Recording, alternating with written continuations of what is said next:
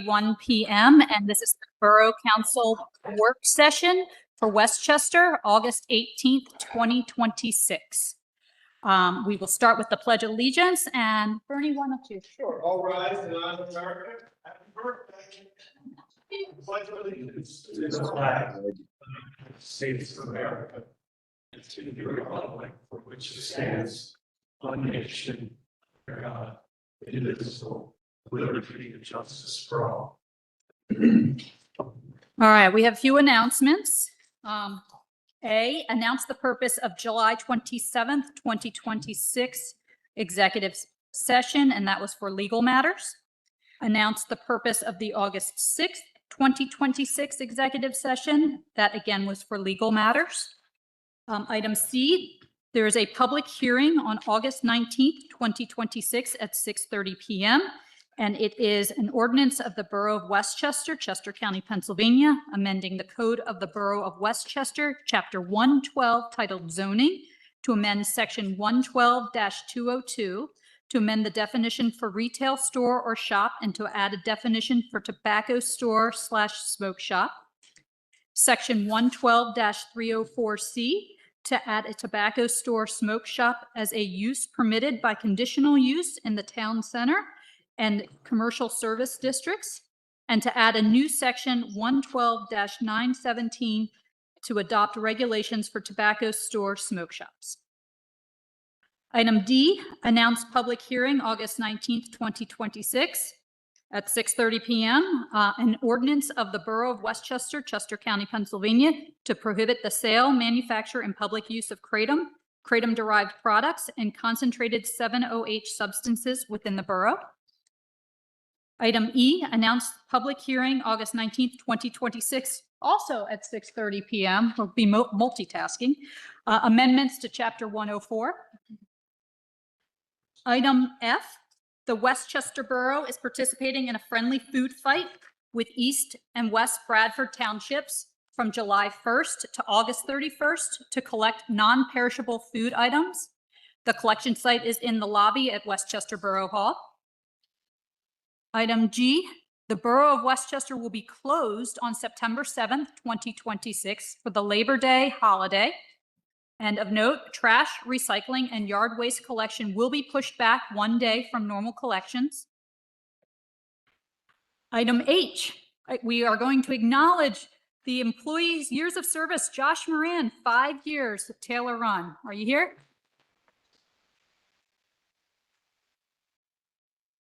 Congratulations, Josh. And then I have one more announcement that is not on the agenda. I just want to take a moment to discuss the stream protection fee. That is also later in the agenda. We'll be talking about this a little bit further, but just want to give a brief statement on that and what we'll be talking about. The borough reviewed the Supreme Court decision and other holdings regarding the application of judicial rulings. The borough will implement the Supreme Court decision prospectively and ceased collecting the stream protection fee as of April 30th, 2026. The borough's position, however, is that the Supreme Court decision need not be applied retroactively. Accordingly, the borough does not anticipate issuing refunds of stream protection fee payments which it received prior to April 30th, 2026. The borough remains committed as ever to providing stormwater management services. As part of the budgeting process for 2027, Borough Council will consider the best way to fund the stormwater system. In that regard, as we earlier noted, the Supreme Court acknowledged the difficulties encountered by municipalities in navigating the regulatory landscape and the environmental problems posed by unmitigated stormwater. Absent action by the General Assembly, the borough and other municipalities across the Commonwealth must now overcome those difficulties without implementing a fee-for-service programs. So we're going to have some tough conversations starting today and later on, because this very likely means the future burden for stormwater management services will fall only upon taxpayers and not all property owners within the borough. So wanted to get that announcement and that information out there, and again, we'll be talking about it later in our agenda. With that, any comments, suggestions? Oh, any other announcements? Okay, seeing none. Any comments, suggestions, petitions by residents, taxpayers, and visitors in attendance regarding items not on the agenda? And please be advised there's a 5-minute limit, which is at the discretion of myself. Seeing none, Borough Manager report. Good evening. I'd like to begin by acknowledging Mayor Lillian Baptiste. We all hope for her quick recovery and very soon to see her out on the dance floor again soon as she recovers. I want to talk a little bit about the 2027 capital and operating budgets. Work has begun on the 2027 budget, and the major challenges, as President Shimoni mentioned, is dealing with the Supreme Court's decision regarding the Borough Stream Protection Fee Program. Dubbed by many critics as the rain tax, the stream fee was an equitable solution to address legacy issues of stormwater pollution, flooding, and repairs to our aging infrastructure. The fee program charged all property owners based upon the amount of impervious coverage on their lots, and the stream fee used the same engineering practices used to comply with stormwater codes when developers seek approval under modern stormwater codes. Unfortunately for the borough, the court sided with the Commonwealth's attorney's argument that the fee was a tax and that a tax-immune entity, the Westchester University, did not have to pay it. Unfortunately, rain falls on all properties, not just taxable ones, and it's a problem we have to deal with. So to comply with the court's decision, going off of President Shimoni's announcement, the borough will be discussing repealing the ordinance that created the stream fee later tonight and no longer charging property owners regardless of their taxable status. In an irony not lost on a few of the Supreme Court justices in their decision, the Commonwealth continues to require towns like Westchester to comply with stormwater permit standards while denying us a rational means to raise money to pay for it. So how will the borough replace the $1.2 million of revenue budgeted for stream fee to repair an updated stormwater system? The answer to that question lies at the heart of the 2027 budget. And for those of you on council who have taken up the opportunity for one-on-one meetings, I think it's roughly half of you so far. Thank you for doing so. It allows us time to explore this issue in greater detail. So there will be many opportunities for public input in the 27 budget, starting with committee meetings of Borough Council in the September cycle on the 8th and 9th. Your department directors will discuss their operational plans for services and investment in 2027. At next month's work session, I will present a draft budget to Borough Council. It will be really rough at that point in time because there's lots of things we don't know the answers to at that point in time. It's important to note that September and October is the time most changes occur with the budget. Many costs like insurance renewals, whether or not we got certain grants, what capital what capital projects are going to cost are not known by those deadlines. So there's still a little bit of variability. Most of our budget work is going to start happening today, and we will have something probably completed ready for preliminary budget adoption at our October meetings, which leaves us November and December to debate what we're going to do in the coming year. Most of the years that I've been here, we've been able to pass a final budget in November, but we also have December to do that as well, that regular scheduled meeting. You are required, though, however, to pass a budget by the end of the year. So if it takes a special meeting, so be it. We can make that happen too. So I want to talk a little bit about some highlights, some high-level highlights to conclude my report. Although Council, you all have not taken a vote yet to authorize an emergency medical services tax, the proposed budget I'll present to you in September will include that as a special purpose fund. So that's a decision yet to be made. I'm not making it for you. I'm just telling you now that that is how the budget is going to look as I present it to you. Currently, the 2026 expenses for emergency medical costs are around $300,000, $298,000 to be exact. The proposed budget is going to include an increase in property tax to raise some of the revenue lost by the repeal of the stream fee. How much of that revenue is yet to be decided, but we're definitely working on making the scope of our stormwater management program smaller, because we don't think as a staff it's right for all of the taxable properties in the borough to carry the water, no pun intended, for the non-taxable properties.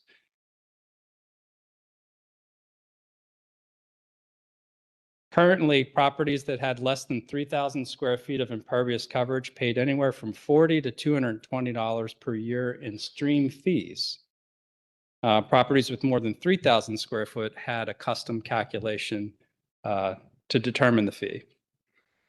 So no matter what we choose to do next year, some taxable property owners will see a net increase in their cost to fund stormwater management, while others see a decrease, because we will be switching our revenue model to the assessed value of the property away from the amount of impervious coverage on the property.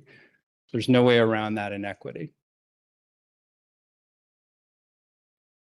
In addition to this, the proposed budget is going to explore increasing the hourly rate for parking on street, at meters, off street, on surface lots and garages. We'll leave that final decision to Borough Council, but we'll present you options to do that. Happens to be one of the few options you have at your disposal to raise money from people who largely are coming from out of the borough into the borough. The Borough Council can't raise the non-resident earned income tax by statute. So there's very little ways to shift the burden of raising more revenue to people other than your neighbors. And then the final area for focus in 27 is our capital budget. We're taking a close look at long-term cost to update and maintain all of the things that we're in charge of: streets, sewers, buildings, vehicles, equipment, parks, in according with our comprehensive and park plan objectives. My goal, as long as I'm here, is to understand and budget for an annual contribution to the capital fund, and grant procurements, so that we know what we need to be putting away each year in our operating costs to fund for long-term improvements. So when the bill comes due for the next 240,000 dump truck, we have it paid for. We've put aside money. We've earned interest on it. We've reduced those costs. We aren't there yet, but that's my goal. One point of emphasis I will bring to light in the budget conversations to come is right-sizing our vehicle fleet. I want to have greater interoperability of vehicles amongst departments, higher miles per gallon across the fleet. We can do that with behavior, and we can do that with selecting the vehicles used for the types of uses that we employ those vehicles for. There's no good reason to have a vehicle that gets 10 miles to the gallon if that vehicle's only job is to move some body around the borough. There are much more efficient ways to do that available in the marketplace. And everybody makes that rational decision when you go out and buy a car. Well, most of us do. It just makes sense that the borough should do. I'm not. Say some ride bikes, so. You know. Don't read anything into any of my that's just eye contact. I just wanted to highlight, because this is just one example of how we are engaged in finding solutions like we are every year, that's going to save you and your neighbors money while meeting the high level of service that I know you demand and the borough's been able to provide so far. Those conclude my comments for tonight. You'll get more information in September. More numbers than you'll know what to do with. You can stay up all night looking at numbers if you want to, and looking forward to this year's budget conversation. I'm very optimistic it'll go well, and thank you to those of you who have spent time meeting with us individually. It's been a huge help. Thanks, Sean. Any questions for Sean? Any questions from those in attendance for Sean? Okay. All right, let's move on to old business. Approve July 14th and 15th, 2026 Borough Council meeting minutes.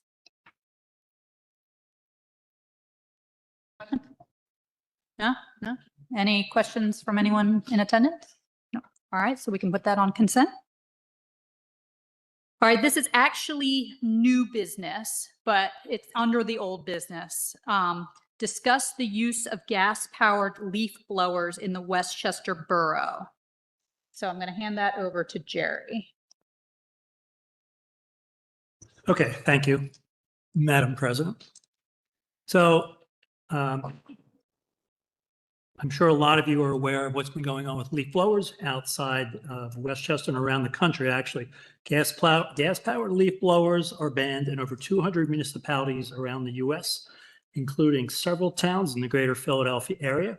These blowers contribute 50% of all air pollution attributed to small gas-powered yard equipment, despite making up less than 25% of the unit sales.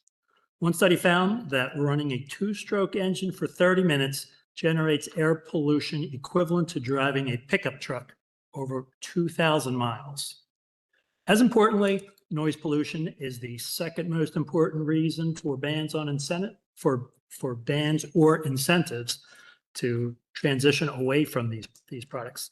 These blowers can produce 90 to 100 decibels at the level of the operator's ears. This exceeds what is considered safe hearing levels, as 85 decibels is the threshold at which continued exposure to these sound leads to hearing damage, not to mention irritated neighbors.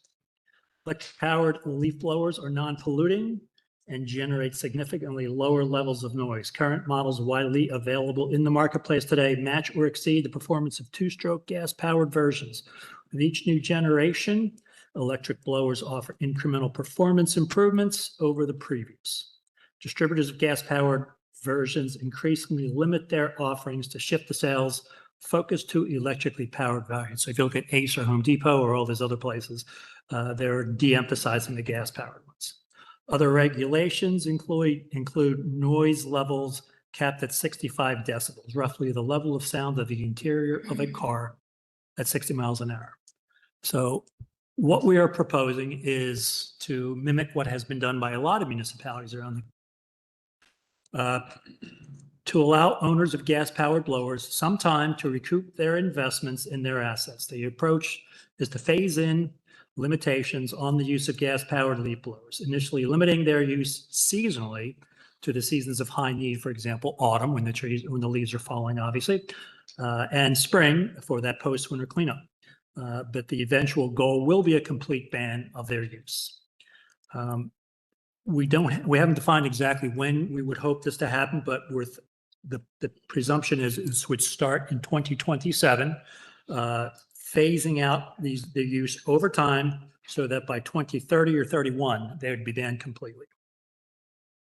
So next steps, we're asking for basically permission to discuss this in committee and come up with an ordinance. Madam Chair, may I speak to this? Thank you, Mr. Stepaniak. I'm not Mr. McGinnis. I can say your name. Blue collar workers need equipment that is dependable, efficient, and easy to refuel. As Mr. Stepaniak talked about leaf blowers, now he's going to go after chainsaws, then he's going to go after tree trimmers, then he's going to go after everything that makes noise.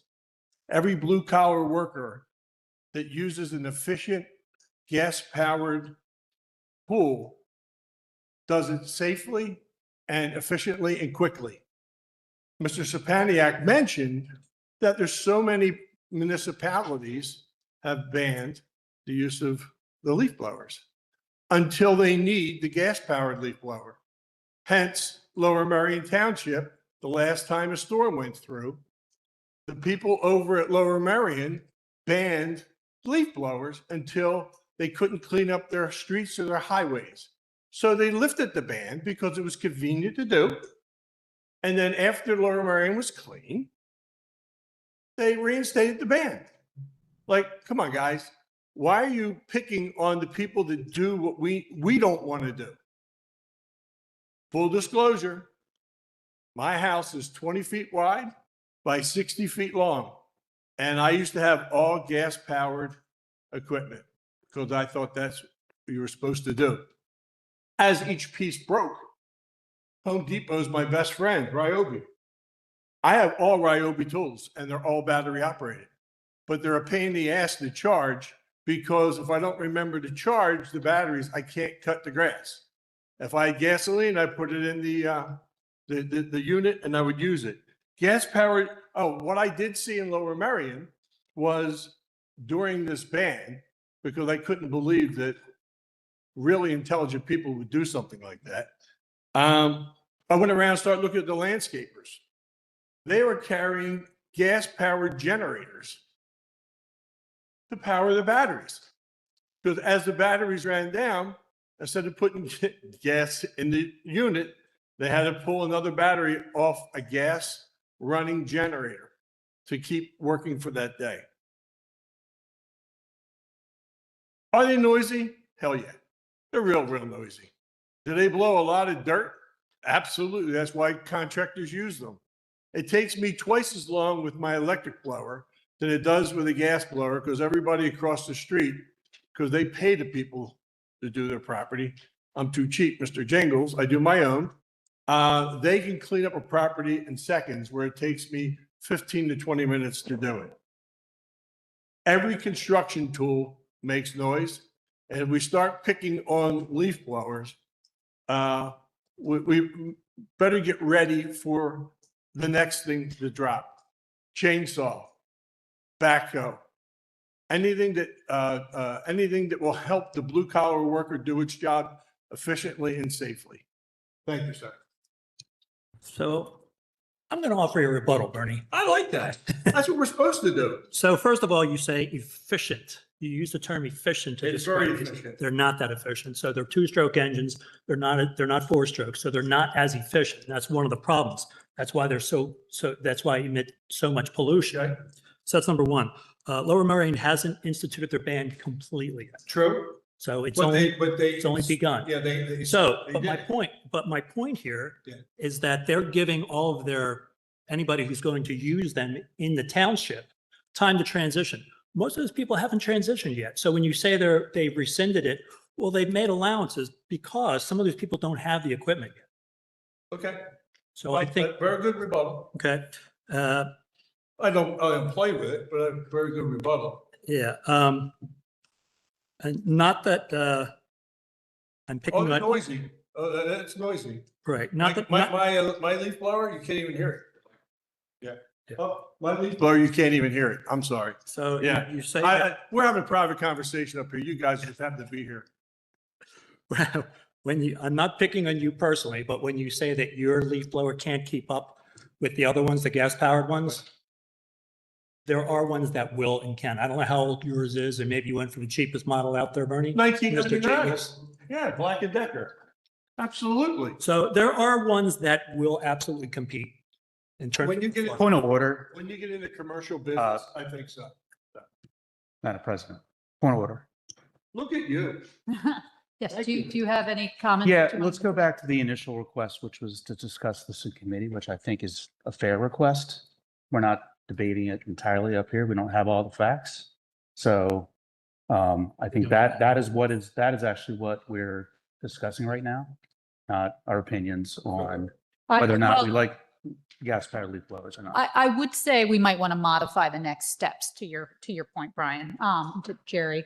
Maybe it's not let's start with drafting an ordinance. Okay. Let's start with figuring out who wants it, and what the two sides of the story are, right? Like what are the two perspectives from both residents and users of the equipment? Any You just say measurements that would the committee be, doesn't have a recommendation at this point. Yeah. okay. We've only discussed it once, so the next steps are premature. any additional measurements would be useful. Measures of use, how many, Yeah. Yeah. Who uses them in the borough when, yeah. Are there particular call outs that you're getting, not necessarily about the sound in general, but the timing of when they're being used or something that could be addressed in a different way? Yeah, that's fair. Any other thoughts from you guys down there? Would this include borough issued leaf blowers, meaning with our public works department as well? I would assume it would over time. Again, this would be a transition. It wouldn't be, Okay. there would be no curtain falling in one day. The other issue is I do want to give a little historical point that this only came up one time before, I believe. And Don Braceland brought it up. I don't know if Bernie remembers this, but it did come up before, only one time before. And if it is going to constitute Westchester Borough Public Works changing their requirements for using electric leaf blowers, then that means that could constitute them updating all of their electrical equipment, which they would have to then upgrade all the electrical apparatus and charging stations for that equipment as well. And that was a big issue at that time when Don said it wasn't worth it, because you'd have to look at that financial cost as well. So I just want to bring that out there as a point of historical significance. I think one of the things that I've thought of also is just the contractors that we have a lot of landscaping contractors that come into the borough because we have a lot of rental properties.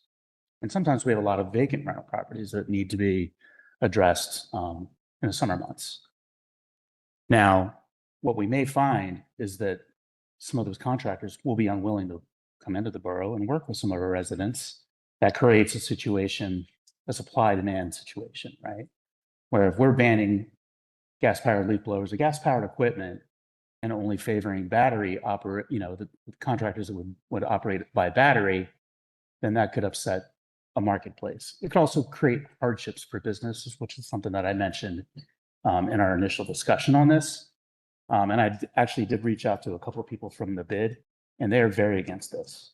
So we're going to have a pretty steep hill to climb. And one other point, because I actually looked this up after reading this and hearing it the first time, the equivalency in terms of pollution from two-stroke engine is only a partial truth. So there are three components of air pollution. This only addresses what's called non-methane hydrocarbons. So CO2 and other pollutants are much less than driving a pickup 3,000 miles. So it's a little bit of a misleading stat. So I think we have a lot more homework to do before we would have a recommendation. Right now, I'm leaning, I really don't want to do this. So I think that the purpose of this proposal process, that this is the inaugural proposal. Good job. You can inaugural, if I can say it properly. But the purpose of this proposal is to say to ourselves, okay, do we in general think that this topic is worth exploring in committee and using up the time in committee to explore over something else? So my question for everyone here is, do we believe that this issue is worth exploring in committee at this point in time and working for further based off of the thoughts and comments that we have so far? My opinion is it should be at least discussed in committee. I believe it has been. And if people can work around the concerns of council, small businesses and individuals, contractors, then so be it. And I'll just add that we know the Green Team is wholeheartedly, the Westchester Green Team is wholeheartedly supporting this. I think it's on the agenda for the Sustainability Committee, Advisory Committee as well at the end of the month. But yeah, I mean, I think we could at least explore it. I hate to shut things down before we even have all the facts, so. I think it's easy to charge batteries. I have several. I do use an electric generator. I carry it around. It's about the size of a small toaster oven. It lasts about 4 hours and I can recharge it. It goes with some of the goals that the borough has agreed to for solar and wind power energy. So it helps us pursue all of these avenues. Technology is definitely improving, so it keeps getting better. I'd say, yes, it's worthwhile to support it, but get measurements, find out how many, how much, all that stuff. Okay, so I mean, and I'm not going to poll everybody else because Jerry, I'm assuming you also want to talk about it. So then we punt it back to committee. Do we have to do anything like put it on the vote for tomorrow to go back to committee, or? All right, let's take it back to smart growth. Thank you. Thank you. Speaking of smart growth, we're going to make a little bit of an adjustment to the agenda tonight. We are going to move the smart growth section, which is section E, and we're going to move it to now in front of the public works section. Just we've got some development topics that we want to discuss, and so we're going to just move it to the top here. So just so you guys know, and I will hand it back to Jerry to talk through smart growth. Okay, give me 1 second. Catch up.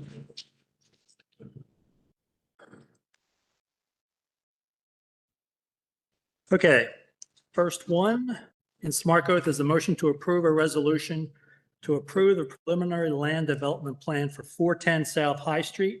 These are the townhouses and what used to be the Burger King. Committee recommendation was 3-0. This is, I think everybody's familiar with this. This is a revised plan from an original plan that included something upwards of 120 apartments. This is now 42 townhomes. We have had many discussions of this in Planning Commission, and we have recommendations from Westchester Borough consultants and engineers that have all been incorporated. I shouldn't say all, but they have been incorporated. And the recommendation to approve is incumbent on the implementation of those recommendations as well. All right, any questions from those up here? Did we have a did you want to present anything? Well, may I just add something preliminarily? This afternoon, there were 2 revisions to the resolution that the Smart Growth Committee recommended. And those were posted on the website this afternoon. I don't know whether council had an opportunity to see them, but one involves the addition of an additional waiver, which the applicant did request before the Planning Commission, but the Planning Commission's understanding was that that waiver was no longer necessary. Well, it turns out now apparently it is necessary. So that's been added back in. That now appears as waiver number 2 on page 3. And also condition 10 was modified.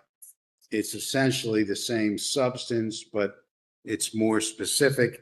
It involves the placing of an electric line that runs along Price Street in front of the property. It requires that that be placed underground if the applicant can get the necessary approvals from the utility companies. Thank you. Quick question to that point. So if we approve this preliminary plan, are we also approving all the waivers? They are included in the resolution, yes. Okay. And the Planning Commission has not weighed in on all of them yet? They weighed in on the 3 that were originally included in the resolution. If memory serves, they did not weigh in on the one I described because they believed it was no longer necessary. And Jim Cherry's here. He can correct me if I'm wrong. I think that's correct. Good evening, Brian Nagel on behalf of the applicant. My recollection of the Planning Commission discussion about that waiver was you don't have basements. So they didn't have an issue with the waiver. They just thought maybe it wasn't necessary.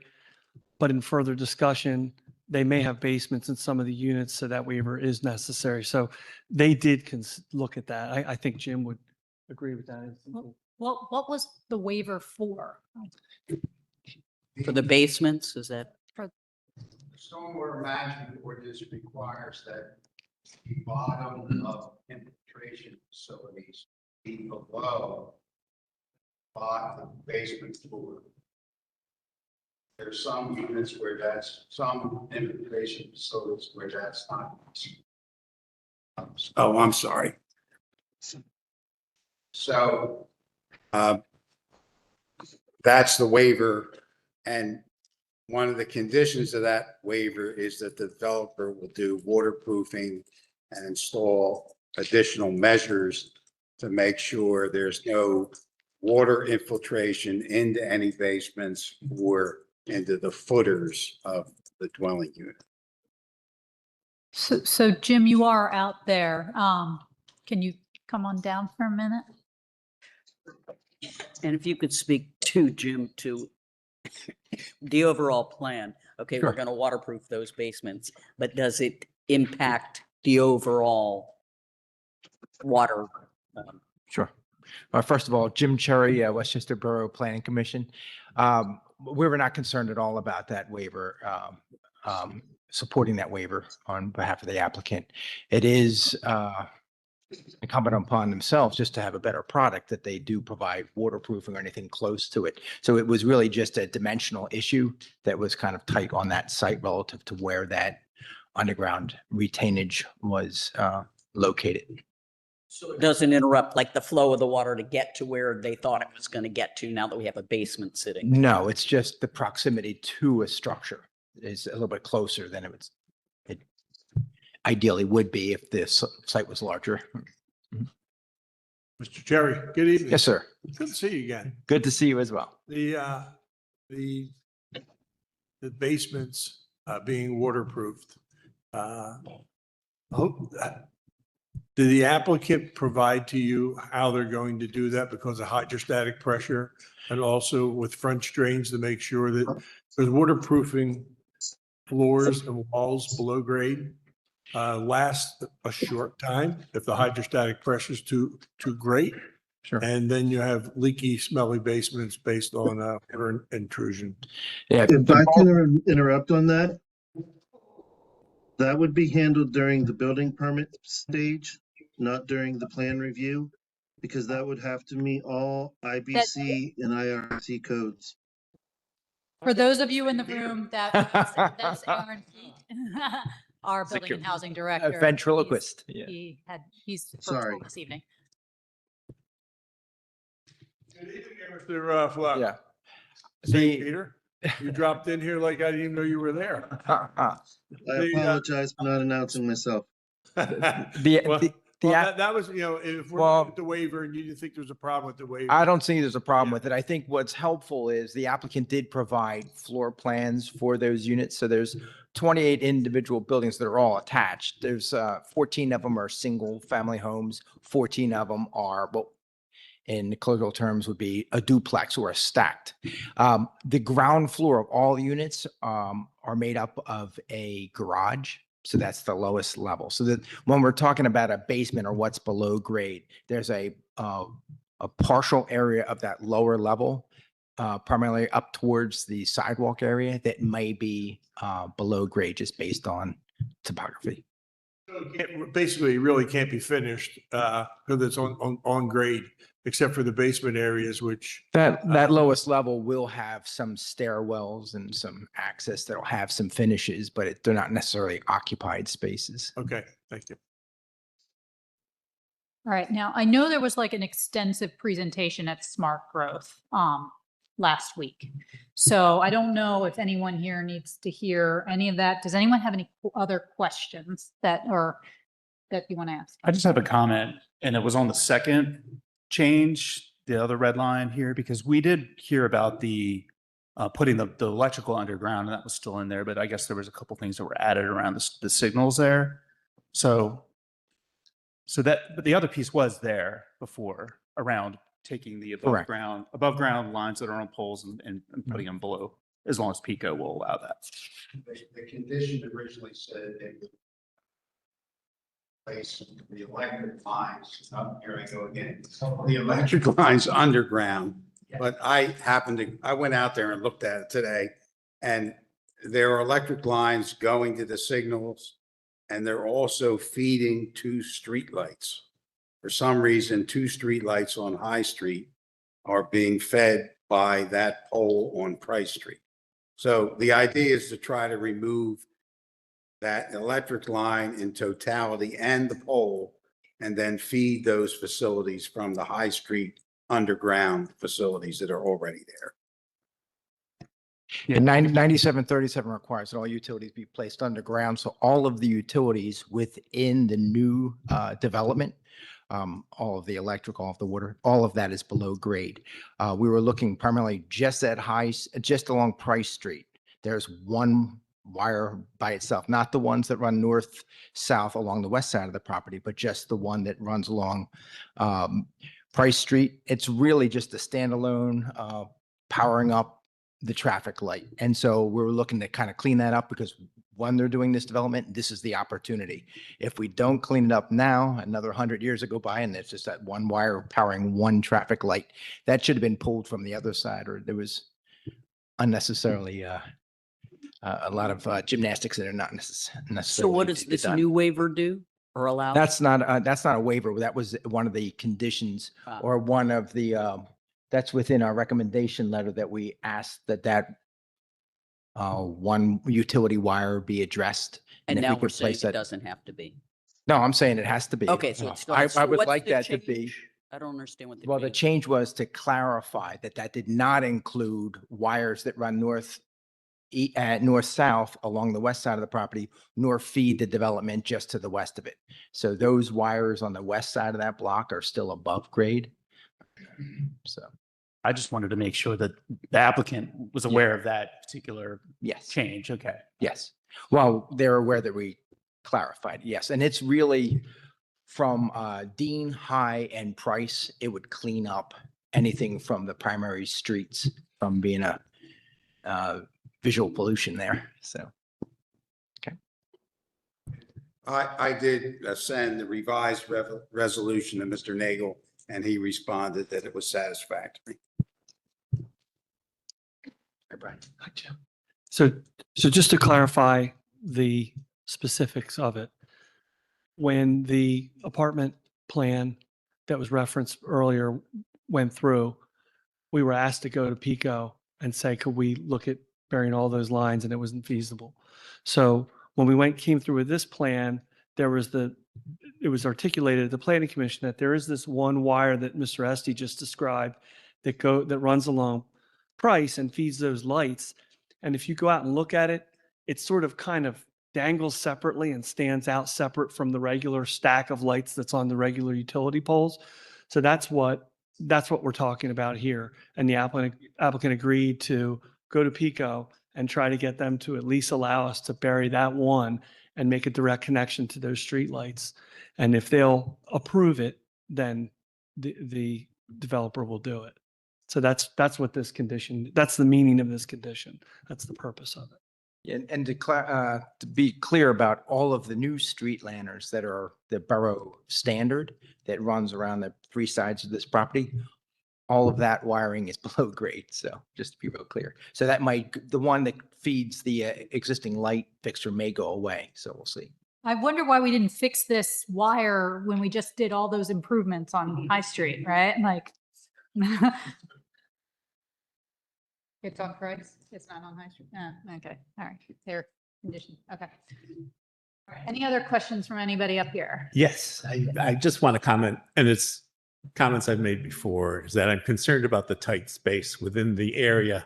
And I think it's too tight. And it would be better if you could create a recreation space or an additional parking area by removing some of the central buildings. I applaud the building. It's attractive, very efficient, well-studied. So I have nothing against about the physical nature, but it's too tight for parking because it's just not going to be able to handle the volume of traffic, deliveries, emergency services, all that type of stuff. And it's an extremely busy intersection.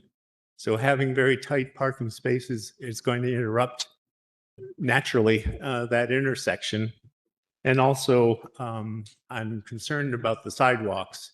I went out and measured. I went out and measured, and I still don't think it's wide enough for the heavy volume pedestrian traffic that I anticipate, especially when the college begins. So I would remove my support for it because of those reasons. Yeah, Thank you. just to be clear, the applicant did submit turning templates that showed a garbage truck as well as a ladder fire engine truck driving through that development. So it's capable of taking a long ladder truck in through there as well as a full-size garbage truck. So it should be quite capable of handling most vehicles. Most vehicles are less than that. There is nowhere on the property that the sidewalks are less than 5 feet, but in most cases they're a little bit farther, a little bit bigger than that. There is a verge on High Street that's help buffer and hopefully reduce some of the pedestrian traffic cutting across mid-block. So that landscape buffer, I believe, is well worth the reduction in the sidewalk, but there is nowhere where it's reduced less than the 6 feet. And Aaron, that complies with our ordinances? Correct. if I may add also, one of our assistant fire chiefs actually did the templates and went out and reviewed the site and submitted a letter stating that they would be able to get their vehicles in with no difficulty. Chief Justin McClure already went out and looked at that and made the determination that they had plenty of room to get through that development. And all residents have 2 off-street parking spaces, so they meet the ordinance. So each unit has 2 parking spaces. Oh, but not off the Dedicated. street. I mean, yeah. They're off-street, yeah. Sorry, parking. So they're all single-family homes, just like everybody else's single-family home. So, Yeah, so I have a comment. I'm very excited about this. I think this was a great pivot. I know we were talking about last year, maybe a little sooner, about the big box apartment complex that no one wanted, right? Except for maybe you guys in the building, you know, but none of the residents wanted, and there was a lot of pushback and feedback. And first, you know, I applaud the planning commission that relooked at some of our ordinances and created the overlay in order to help facilitate more homes building like this one, so that we could have a little bit more of that in the borough versus just these big box apartments that had been coming along, 3, 5 of them. And then I applaud Pete for you working with the owner and with the architect and all of you guys working together with the planning commission to come up with a solution that can address adding some more homes to the borough that are in the style of the borough and all of the things that, you know, people have been asking for. So maybe they could be a little cheaper. I don't know. But it's consistent with the comprehensive plan. That's what the comprehensive yeah, plan calls that's right. for. Yeah. That's right. And I think the mistakes on this property, I think if we look at the site with clear eyes, it's a surface parking lot with an abandoned Burger King on it. I think if we could look back and say in the mid-70s when that old school was torn down, may have been a mistake. I think right now we're also, this portion of the block, the town center, it draws down into that half of the block. So that's actually zoned town center as a surface abandoned Burger King.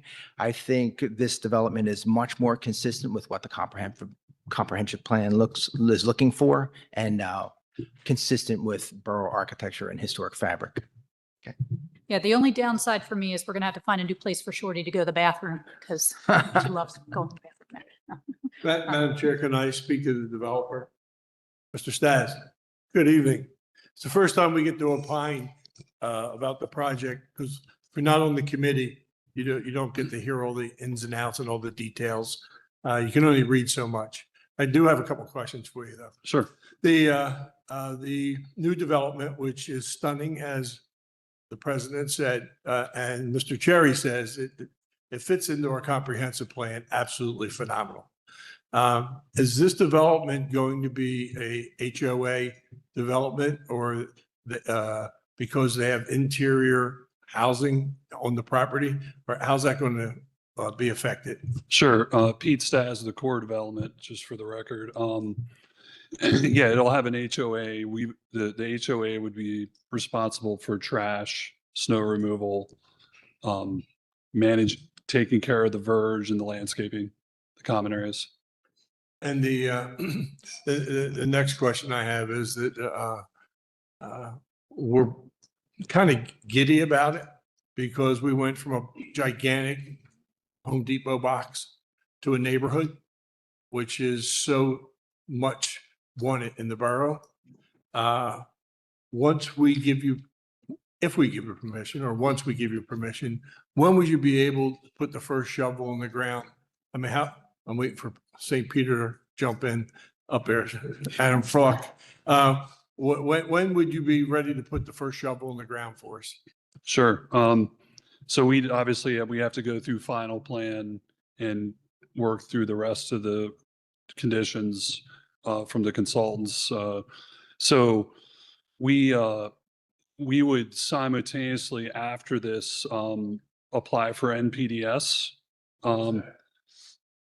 It has to do with stormwater and I'm not sure what the acronym is, but it's through the state and its bureaucracy. That's probably between that and PennDOT. Those are our two biggest bottlenecks to break ground. But we would initiate those shortly. Actually, we would initiate those probably after the appeal period, which is 30 days post vote. So then the only other thing we have to manage is, that we were appealed on the first project and by some neighbors, and some of those neighbors, again, I feel like we have broad support, but there was a couple people that showed up that I've heard through the rumorville may consider appealing, which, we're 100% committed to moving forward with the townhouse project.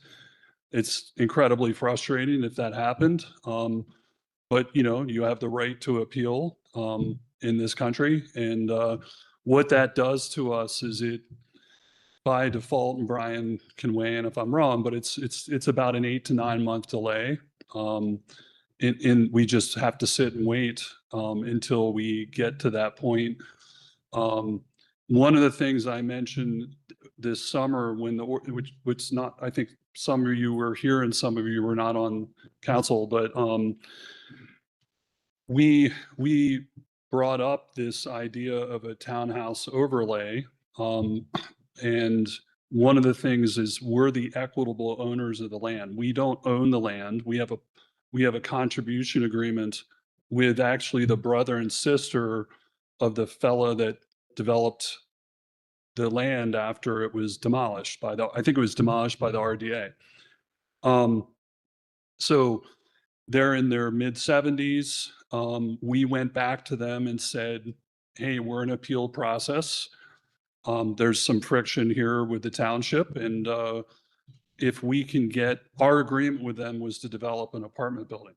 And I went, George, who's fellow principal of the company, and I went back to them. And after a many month process, we convinced them to consider townhouses because that was not in our agreement with them. It is now in the agreement. But one of the conditions was they're older, and the selling point to them, it's not as financially as good as the apartment building, but the idea was they could appreciate the money sooner for the land. And if we get appealed, it's something that they have the right to trigger to push me back to apartments if it takes too long through this appeal process. I'm going to do everything I'm not interested in building an apartment building. It's not the direction I want to go. I think you guys all knew that, but I think this is a lovely development. I listened to the neighborhood, and it's what you guys want. It's the direction I want to go. But it's just the nature of what happens in development sometimes. And my fingers are crossed they don't go that direction. I'll meet with my counsel, Brian, and see everything humanly possible we can do to try to get through that quicker. So we don't get forced to go that direction by the landowners. So, and of course, we'd have to go through we have another apartment project. We got appealed on the first one, but there's a second one sitting at the borough, and that's the one they would push me to start pushing. And I hope it doesn't go that direction.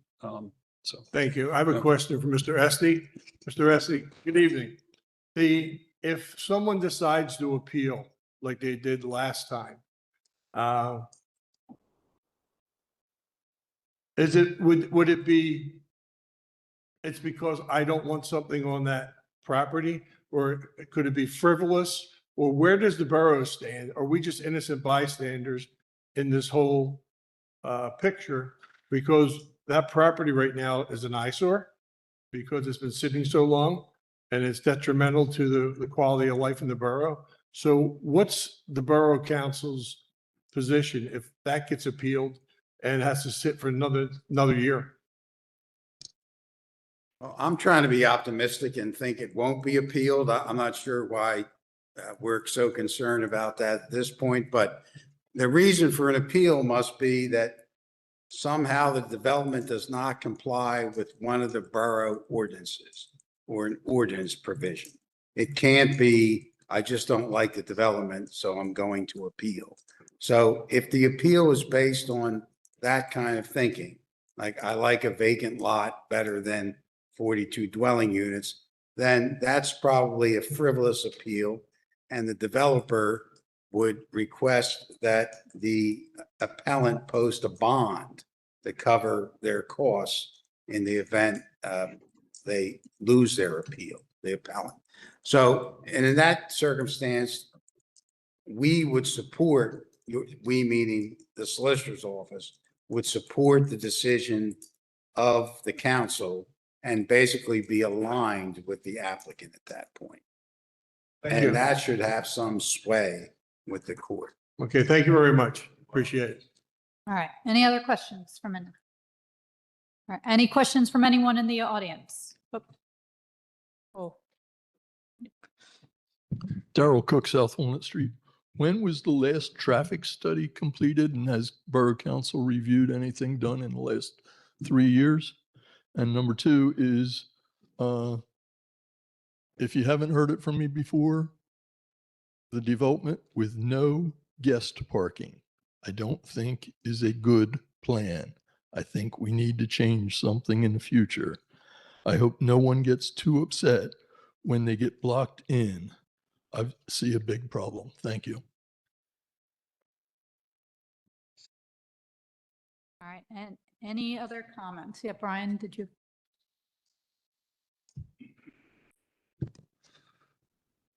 Just a couple of comments on a few of those points and one request for your resolution.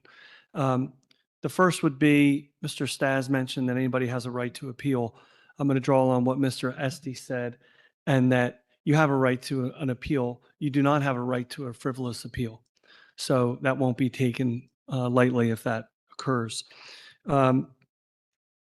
Secondly, there was an updated, just to answer Mr. Cook's letter, there was a updated traffic review by the borough consultant with this plan, and their latest letter was from April of 2026. Lastly, I would just request that your resolution of approval, it lists compliance with all of the review consultants' letters individually.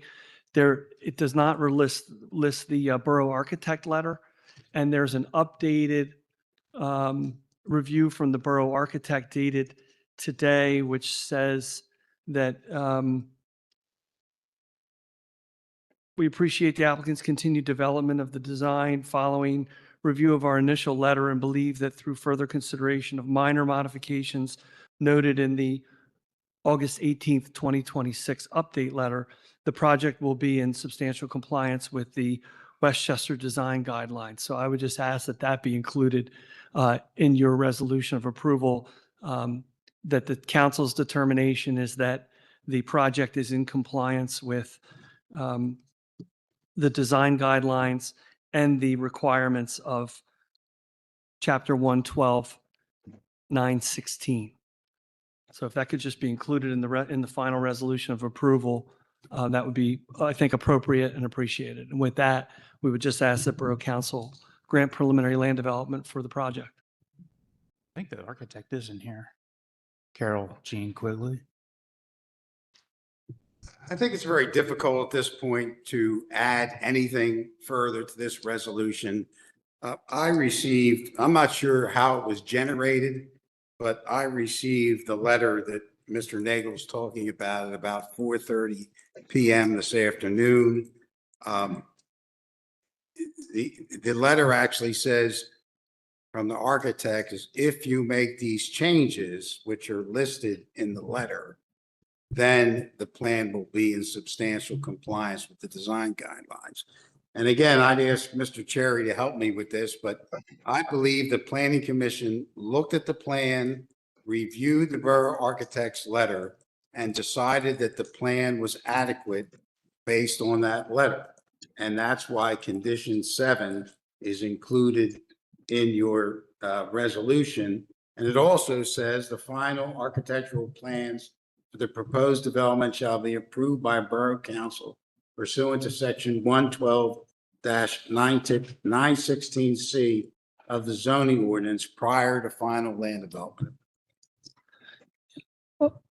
I'll let Mr. Cherry weigh in if he thinks it's appropriate, but all I'm asking is that part of the resolution of approval include compliance with the updated borough architect letter, and that condition will trigger the developer to comply with those final comments from Ms. Quigley and meet that standard. That's essentially what I'm getting at.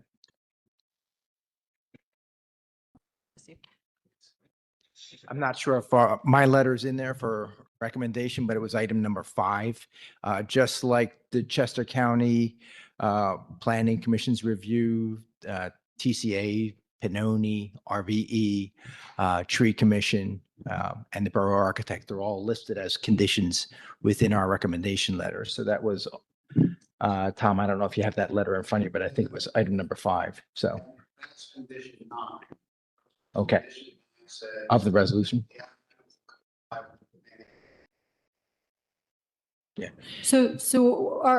Let me ask one question and then I have an idea for direction. So my one question is, do you guys understand what this letter says, or do you want like at least a day to look at this letter and decide whether or not you want to? I understand what the letter says. I mean, basically when the Unified Residential Development Ordinance was developed, one of those pieces was, hey, we're looking to basically re-legalize developments in a size and density of more historic Westchester Borough. The newer zonings kind of no longer allow some of that development to happen. In that, we were looking for stopgaps, or at least to ensure that there was some quality within these developments. So it was to prevent a larger development, say Lennar or Tolbert, somebody gets in there and they take advantage of the area bulk massing and density that we're allowing within the town center. But then they decide that all the houses were done in vinyl siding or something with white PVC windows. And we were like, that's not what we're looking for. So at some level, we were trying to integrate something in there where an outside party, borough architect, would come in, review that, and make a determination of whether or not the development from an architectural standpoint was consistent and sympathetic to the historic fabric of Westchester Borough. We believe this development is, and we believe that that is what the borough architect has made that determination. At this point, it's substantially complete, just like any of the other review letters. And prior to final review letter, we're going to revisit all those and make sure all of the conditions were met within those. So there are always, sometimes there's outstanding in any one of those letters. It could be Pinonis, it could be TCAs, it could be RVEs. And during the process between preliminary and final, that stuff's buttoned up. And so. So you're okay with We're good. including the letter? Yep. All this really was a couple bay windows and a couple reproportions of stuff. It was immaterial to the average person. So. Okay. Yeah. If he's okay with it, I'm Tom, okay you're with it. okay with it. Mhm. All right. So I'm going to throw it out one more time. Any other questions, comments, concerns from anyone in the room? No. Okay. Now, my one question is, do we need to put this on discussion, or do we need to put this like consent, or do we need to put it on discussion tomorrow? Because you sound like you're not for this plan right now. I apologize. I'm not for this plan, but I just don't see the design is going to improve any of the quality of life in the area. It's going to be like the old Burger King days when you can't get it through at the intersection of high and price. You take the shortcut. You go through the development. You go through Burger King. And I respect you highly. I'm not trying to Yeah, I rip your think chain or anything. I just think there's elements of quality of life, which you could include by maybe removing one of the 3 sections so that there can be a legitimate park and extra parking for the residents there so that they can have guests, so they can have deliveries, so they can have whatever else they may I think it's need. pretty late in the game to try and really change the plan at this point. I think, I don't want to speak for everybody, but I think we're in pretty good agreement that where we are today is, it's a pretty good place. And it's been, Legally, I can't prevent you. So that said, what might end up happening is if we put it on discussion tomorrow, we'll talk about it a little bit again, but it might just be a single vote that happens outside of the consent agenda. That's all. So, Well, we don't have consent, so I think that's where we have to go at this point. yeah. May I I- don't need to delay. I mean, you can vote and I just say no. And That would be putting it on discussion then for tomorrow for that to happen. Madam, Wait a minute, point of order. If we only have one person that's against it, Yeah, it goes on But discussion. it's not on consent, then it's just on the Just go to discussion for discussion. tomorrow. Yeah, Consent is everybody. okay. okay. Madam President, may I address Mr. Marvin's comments, please? Sir, I understand where you're coming from and I appreciate your comments. I would just submit to you that the applicant has demonstrated full compliance with the borough's ordinances. So if you generally feel like there's an issue, but it's not related to any particular ordinance-driven issue or requirement, my position would be you're still obliged to approve the plan because the applicant's burden is to show that it meets the ordinances. And it's done that through many different reviews, meetings, consultant review letters, responses, revisions to the plan. And so I would request that you, even though you have those issues, and I understand that you nevertheless vote to approve the plan for the reason that the applicant has demonstrated compliance with the borough's ordinance requirements. it seems surprising that there are new compliances that were delivered today and weren't fully explained and we weren't familiar with it. And No, that's actually not accurate. What there were discussions at the last planning commission letter meeting about some additional architectural changes that would satisfy that review. And that's what was issued today. It was something that had already been reviewed and discussed. So it wasn't really new. I am on the Smart Growth Committee, so I was present and participating in the discussion, the same comments that I made last week. I went home and couldn't sleep for some stupid reason because this was in my head that it's just too tight and the parking issues is too serious. Regardless that you have full compliance, zoning approvals, water, electric, everything else. Beauty is outstanding. I don't think we're Okay. going to resolve this Yeah. tonight. I think the best course of action is to put this on discussion for tomorrow night. Can I just make one comment on the parking? Keep short. Just one comment on the visitor parking. It's not a requirement of the code, but behind every one of the townhouses, they're 20 feet wide and there's a 20-foot driveway and a 20 feet wide, 10 feet deep behind every garage of those townhomes. And we can't technically call that visitor parking because it's not technically a parking spot, but there's 17 spots like that in this development.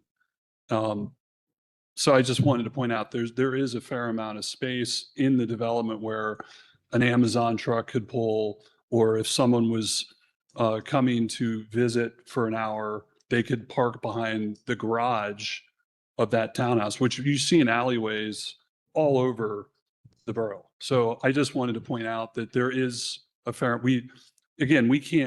I can't put that on the plan and say that's a parking spot, but there's applaud space. the there. challenge that you face to design this outstanding structure. Thank you. But I drive by the Burger King almost every other day and it's tiny. And then what you're proposing to put in there, I can't imagine the volume of traffic that you're accepting that'll easily go through in and out through that and be able to have no objections to the parking. I'm glad there's a homeowners association. I wasn't aware of that. So I was thinking of flower plantings, garbage cans, and other things that might obstruct the travel within the unit. But again, All right. Thank you for your thoughts, Stephen. Thank you guys for your presentation. We'll put it on discussion for tomorrow. And then we are moving on to continue on the smart grid. Okay. Do all smart grid. All right, next up, the motion to direct the solicitor to attend the zoning hearing board for 615 and 617 South Walnut Street. Variance for parking in the front yard setback, and the staff recommendation is not to send the solicitor. Committee recommendation was 0-3, meaning do not send the solicitor. Any Questions about this? I do have a question. Okay. Aaron Fluck, you still there? I'm still here. Hello. The people in the first ward wanted to be able to park in their front, put a parking pad on their front lawn, to park in front of their house. We've never allowed anyone to park in their front yard. It's one of our ordinances.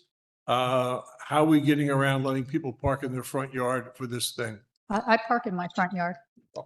Well, Right around if I'm, from this place.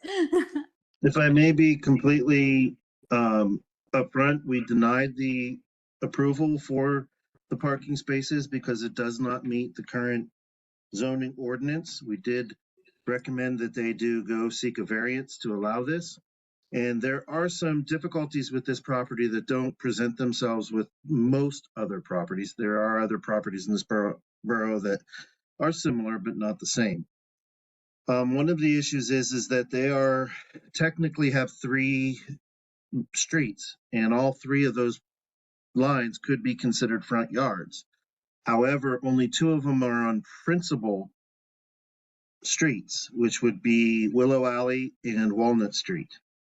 The 2 twins that are there originally face Walnut Street, and they have 4 parking spots along Mechanics Alley that allow them to be placed there. So they have the appropriate number of parking for those 2 twins.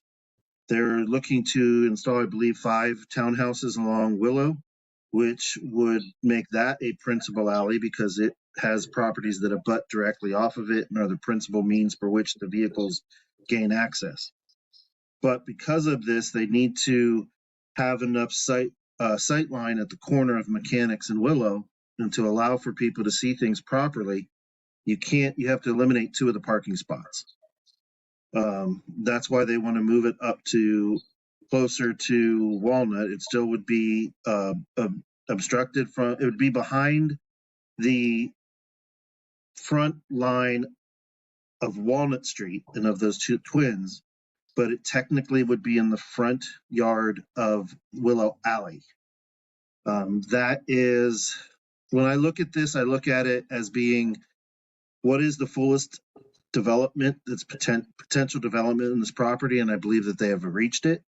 They are trying to make sure that there is no on-street parking for any of the properties there.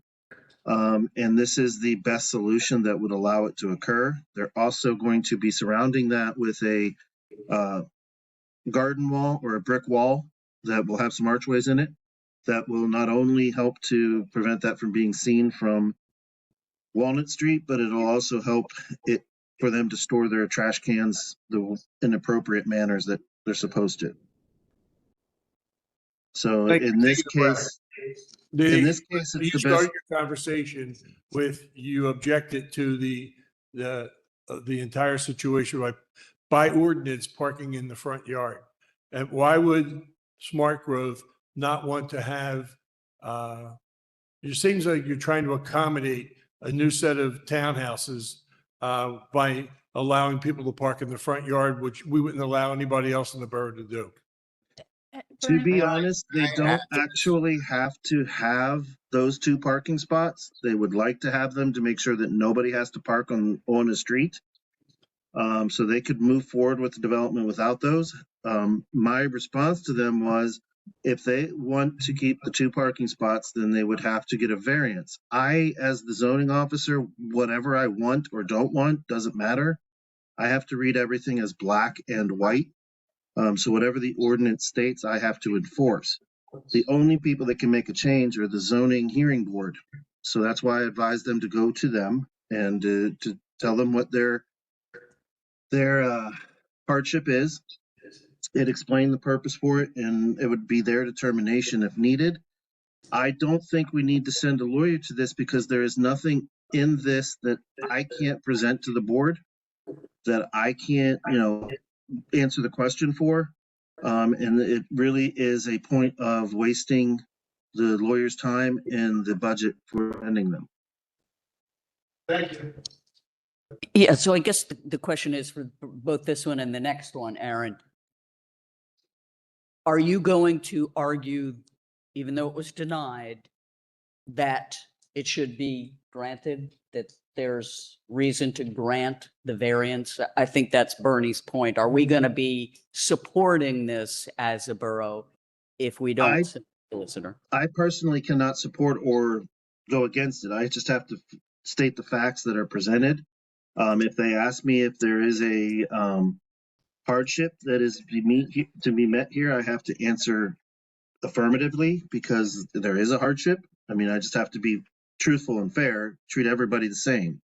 We're neither for or against this. I like the proposal. Like I said, they don't technically have to have those parking spots, but they're looking at them as a way to help prevent parking being on the street, and also having a place where they can meet the trash ordinances and also, so they keep it off of the 20-foot back, shielded on two sides. That I type mean, of I've thing. seen the plan and I like the plan, but the question is Bernie's point. I'm not going to support or deny either way. I just feel that at this point, the lawyer is not really going to have much to be able to say other than that I can't provide for it. So that's my point. Your condition would, or your position would be they've met the definition of a hardship. There is Thus, the variance potential would for be a hardship. I don't say that they met the definition, but there is a hardship that the way that these three streets come together that could cause them to have an issue.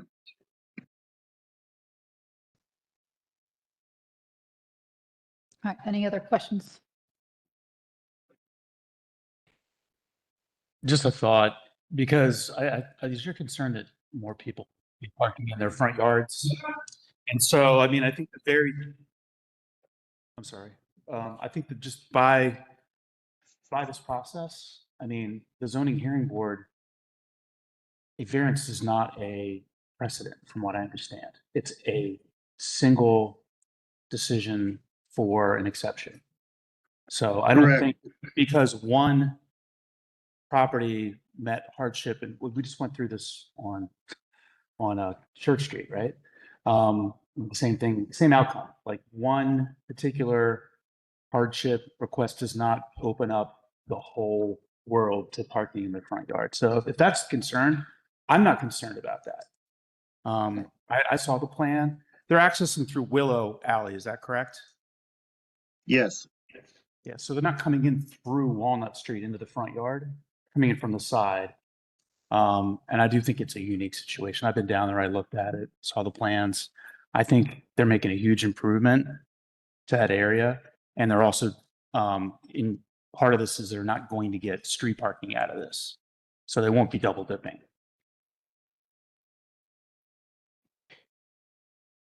Any other questions? Any questions from those in attendance? All right, is this consent or discussion? Discussion, no move against it. Let's see. Can't park in your front yard. Park in my front yard. You should be. Well, come take a look with me. Driveway comes No off the backyard. street, so I can park in my front yard. Okay. Number 3, motion to direct the solicitor to attend the zoning hearing for 500 West Lafayette Street, a dimensional variance for the side yard setback. So the staff recommendation is not to direct the solicitor to attend the meeting. All right, any questions? Any questions on this one? I have kind of the same question that Bernie had, although not exactly. I don't know that I yes, they want to, we're saying, yes, it's okay to infringe on the side yard setback. Well, because it's the least possible, whatever the words are, Aaron. But couldn't you just make the house a little thinner or position it elsewhere? Well, I don't want to get into whether they can make it thinner or not. If they do, it's going to look more like a trailer than an actual craftsman house that they want to put in to keep it with the same characteristics of the neighborhood. That was what I was told. What I'm explaining on this one is, once again, this doesn't rise to a level of needing to have a lawyer or solicitor represent us at this one. We're not saying that we're agreeing with this. We're not saying we're against it. We want to go there and let the zoning hearing board define what they feel is the real way that this needs to be done. And in my honest opinion, I feel I have enough knowledge and ability to answer any questions that they would have that we really wouldn't need a solicitor at this point. And I agree with that, Aaron. The question is, if we say it is a hardship, that automatically almost, doesn't it meet the criteria to grant the variance or no? They would have to have a hardship. They would have to show that it's a hardship that they're not creating. They're building it, so. They're yeah. building it, correct, but that's a determination that the zoning hearing board has to make, not me. And once again, I will point out, it is illegal to try to use, well, you let Church Street do this, so you have to let us do it. That immediately cannot be done. That is actually in the zoning laws of the MPC, that you can't come in and say that this creates a precedent in any way, because each individual variance is specific to that lot, to that project, to. Yeah, I'm just talking about this project. Yeah. The big issue here is that on one side, they can meet the 15-foot primary setback for the side yard. They are 4 feet short on the other side. They can only meet 11. Could they reduce the house? Probably, but once again, it's going to change the characteristics of the house and make it stand out in the neighborhood. Once again, I can't make a determination on that, so we had to, again, not approve it and send them to the zoning hearing board if they feel that they want to go forward with it.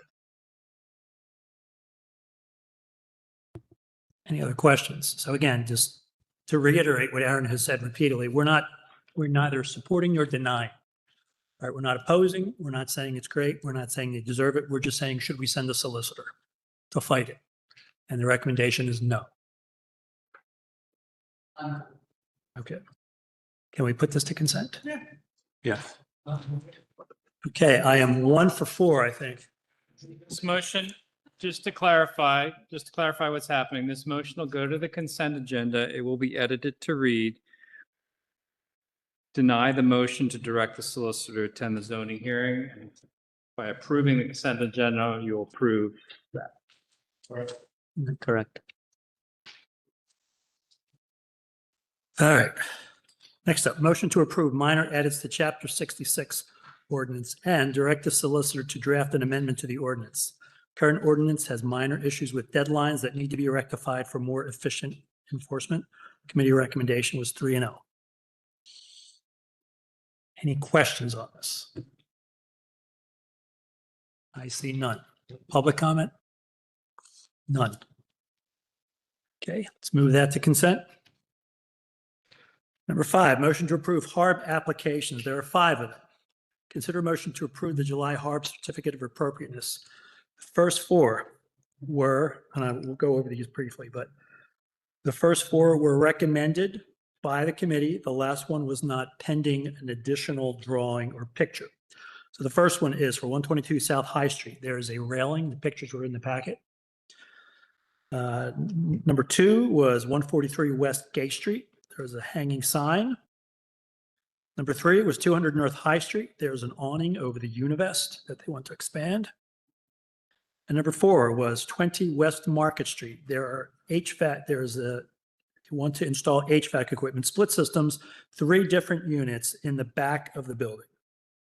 So those 4, the committee recommended approving. And then the last one was 16 East Gay Street. There's a sign and facade painting. And the representation brought to the committee was not the most recent iteration. So we're not opposing, we're just saying we'd like to see the most recent iteration before we make any kind of determination. Any questions? So do we have the most recent iteration at this point for this meeting? I believe it is in the application at the very end. Well, I think that's still the old picture on It this. is. This is the one that we didn't. Yeah, that's still the old one, I think. Okay, I thought there was one at the very end. If not, I can have you one. They were changing the color or something. Yes. Yeah. So can we? Okay, so when will we get the new one? Tomorrow? No, that's not it. That's the problem. We don't have it. So we didn't want to vote on something without actually seeing. I would recommend approving items 1 through 4 and then tabling 5 until at least if we have the information by tomorrow. If not, goes back to smart growth. I will work on getting you that photo. Thank you. Okay. So we can move 4 to consent Yep. and 1 to discussion. And number 5 to discussion. The 5th one, yes. That's it for smart growth. All right, thank you. Well, that was an interesting a house divided tonight in smart growth. Let's see if we fare better with Public Works. Going back to item A, new business. Good evening, everyone. It is 8 o'clock. Get ready to be here for a little while. Public Works, motion to approve code elevator maintenance rates. We saw all the rates, the last couple of meetings. The rates are up here on the screen right now. It also includes the elevator that's in the library as well. So code is going to maintain all of our elevator maintenance. That was a 3-0 recommendation. Anybody on council have any problems with it? See none? Anybody in the audience? All right, that's consent, Ms. Domenico. Oh, and number 1 under Public Works, that's a 3-0. Number 2, motion to approve Goose Creek Connection Management Plan Amendment. Discuss the management plan that we actually have. That has to deal with Goose Creek Connection, the pipe going to down Maple Alley. And that was a 3-0 recommendation. Mr. Sean Mitchell explained it very well about the EDUs. And so we had a 3-0 recommendation. Any questions, council? Seeing none, anyone in the audience? Mr. Domenico, it's a 3-0, move to consent. Number 2, thank you. Cool. Public safety. First item is motion to approve special event applications. There are 3. These are also 3 that we have had in the past. Unite for Her Run Walk, approximately 3,000 people. This actually qualifies for garage reimbursement. We discussed that. Just want to make everybody aware.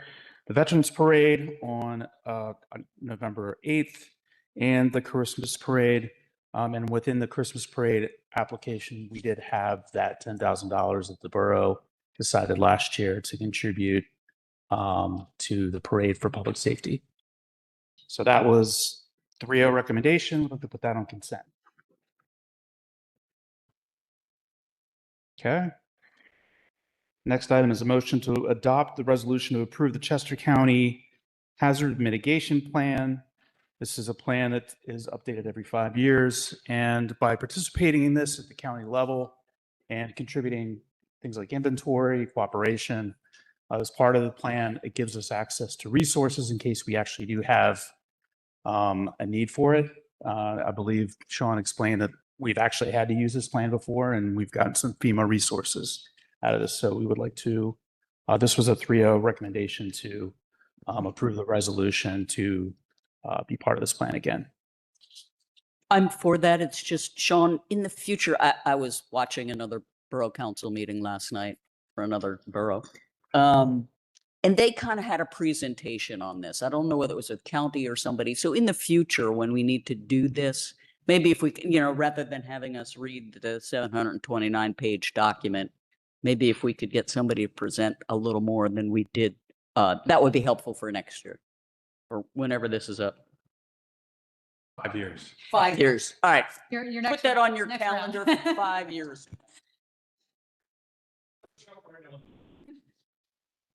So recommendation was 3-0 from the committee. We'd like to put this on consent.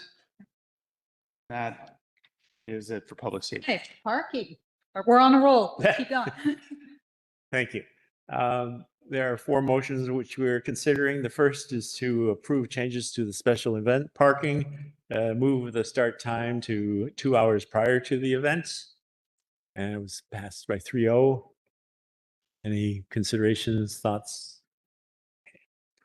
The second motion is the inclusion of 222 North Walnut Street. It has sort of a legacy history regarding its parking, so it was a little confusing to understand, but we resolved to continue and allow their residential parking permit program under the condition that the residential permit parking study that we were about to begin is included in the consideration.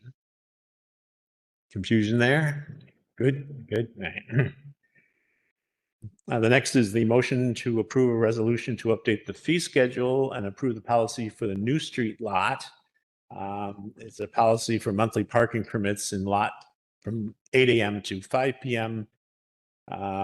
This will allow 2 vehicles per property address to apply, and the permits will be distributed first come, first serve.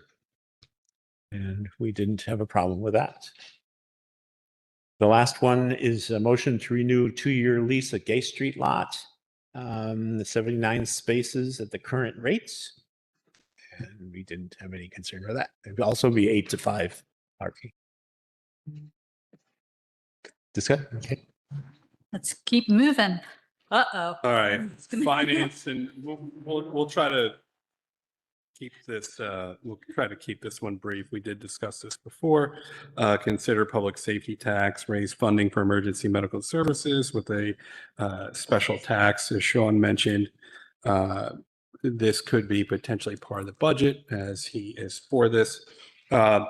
Just to give you background, so it would be its separate fund. So it'd be taken out of the current millage rate and be put as its own separate fund moving forward. And the intent is that this fund could grow. It would strictly benefit EMS, as I laid out in the presentation. It's on here that there are systemic funding issues regarding EMS. It's not just in Westchester, it's statewide, as well as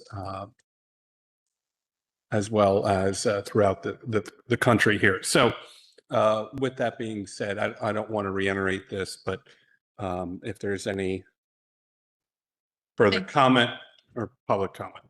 Thanks, Brian. I'll try to keep my comment brief too, in the spirit of time. But first of all, love you guys.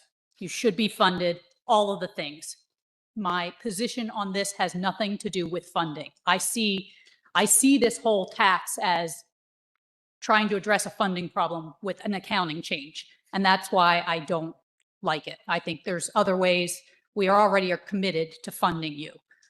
That is not a problem. We want to fund you. We want to make sure that you're whole and that you operate.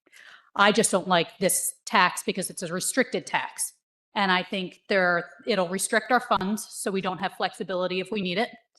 We've heard from others that it could potentially stop people from donating to you and make your problem bigger because they'll be like, oh, I pay a tax. I don't need to donate. And I know you're concerned about, but people will think that. There are people out there that'll think that. Other people might even think, oh, I pay a tax. I don't have to pay my bill. And that'll make your problem even bigger. So I don't see this as a solution to your funding issue. I just see this as crafty accounting. And I'd rather us just make sure that you are funded with the contract we have in place and with the commitments that we already have in place. And that's why I'm not a fan of doing the specific EMS restricted tax. Okay, I have a question. Those points have been raised. Yeah, good, valid points on both sides. The one thing I haven't heard discussed that I'd like to get some clarity on is this would come out of the real estate tax. It would be part of the real estate tax. Right. But that's who's funding it, the real estate tax. Correct. Everyone is going to be assessed and be done proportionally as with the real estate tax itself. So, good. Right now, it's paid out of the general fund. And It's still out of the real estate taxes. yes, Yeah. but also what goes into the general fund is the EIT. So it's actually the EIT. So if it's just the real estate people, those of us who own property, that would be the only source of funding. Right now, when it comes out of the general fund, it's both residents and people who work in Westchester. So it's a bigger funding pool, and the EIT brings in almost as much as the real estate tax. So I'm just afraid that we may be shifting, or my question is, are we shifting the entire burden onto the real estate, to the residents and property owners, and letting all the people who work in town get off scot-free, when now they do have to pay? And if something happens to them in town, they have a heart attack, they have an accident, that they respond, Good Fellowship responds to Westchester, and that goes on our bill. So that's the question I haven't heard discussed. And are we shifting all the revenue, or shifting who's paying this to only the residents and not the people who also work? So right now it's a balanced, and we'd be shifting that. Is that right? We put this on discussion for tomorrow night. Well, I think right now, Already on discussion. it's already, Always- we're not. always discussion. Yeah, I wanted to raise that. Conversation is going to go through the budget process and all of these things. So I think that's an interesting I point. just wanted to raise it because I don't know if we needed to get I was additional looking at information. that, but with me and, Mr. Metric had a conversation again, it would just be its own, similar to the library. Right, and that all comes out of Right, real estate. right. But if So- we keep it in the general fund, it comes out of both real estate and DIT. No, it doesn't. EIT is a separate funding based on people that have earned income tax in the borough. You're mentally commingling them. Yes, because I think they both go into the general fund. Now, the EIT part of They it. both do. You It are has to correct. go into the general fund to go where it Right. needs to go. Right, so we Yeah. can use that right now to help pay for Good Fellowship. If we, What's that, EIT? Yeah. No, you can't. yes, My we can. point is, Thank you. Part of it, we Point can. of order, Barb. Let's bring Barb. Because I think part of the EIT is committed, but the rest is general fund. But I could be wrong.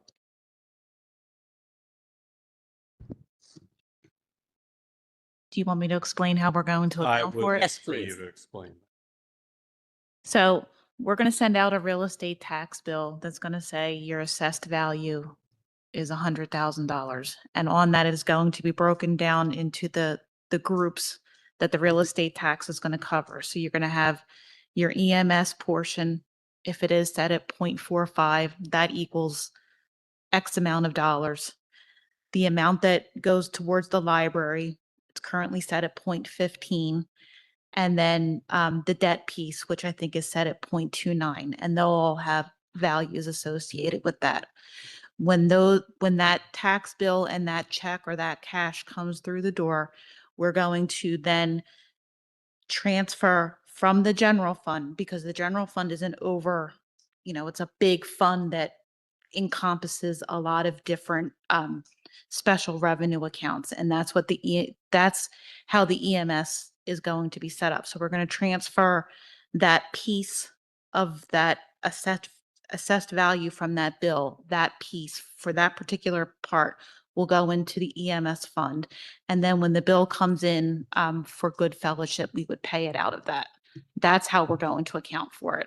oh, it sounds so complicated to me. Just get the taxes paid and put So- some money in the budget for general. so or for, again- EMS. So again, let me just make sure it's clear. It's coming out of the general fund? Yes, that's where we account So for. all of it goes into the general fund, Yes, and then we're just taking part of it out. yes. So the EIT can still be used? The extra part of the EIT can still go into that EMS fund? No, we wouldn't be putting EIT into the EMS fund. But it does go into the general fund. Yes, So again, Bernie, the point is, yes, it's a separate tax, but right now, correct me if I'm wrong, it goes into the general fund. Right, so we can use, We're making soup. Everything goes into the one pot. right. And then Barb does. Doot, doot, doot, Yeah, but doot, she's doot. saying she can't move that EIT money into that new poop. Yeah, it goes into the EIT She can fund. move any general fund money Yeah. into anything. And that's That's- why I'm saying we're trying to address a funding problem by changing the accounting of it. And I don't see the value in doing that. I just think all it does is creates questions and creates restrictions on our cash. Either we're restricted in our cash or we're undervalued, or we underfund it and we got to move money anyway. So it's like, what's the point? But That's the point, it's kind I of. think it's difficult to think of this problem in isolation, and I understand your thought process, Lisa, because I was the same place as you. We can only talk about this rationally once we hand you an entire budget that says, this is how much money you're going to raise from property owners, earned income, EMS tax, and this is how we're going to pay for all these expenses, that you can have this conversation. Because if there's a dedicated real estate tax just to pay for EMS services, that lightens the burden for all the other things the general fund pays for. And you might Right, be but able, does it- you might be able to discount Right, but does it, fund dollars. So I think that you But can't do we- have this conversation in isolation. It's not going to work. you just answer me one more thing. So that the residents' property tax, will that fund EMS first? And then if it's not enough, then we can move EIT? Or can we equally distribute? The money comes from both the real estate tax and we can leave the same burden on the EIT. I know it's two different taxes, but it goes into the general fund. I just want to make sure we're not shifting the primary responsibility onto the homeowners as opposed to having it equally.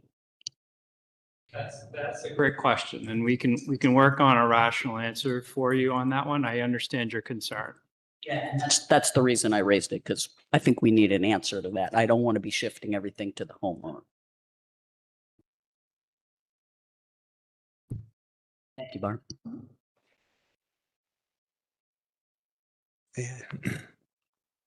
Other question? And I just a comment, I hope you don't think that it's just homeowners, it's taxable properties. Right, and so that also means, like the county properties, those employees, They're not their tax exempt. no, they pay, right, the EIT, they pay the EIT, but they don't pay a real estate Or, yeah, tax. but this, let's do what Sean said.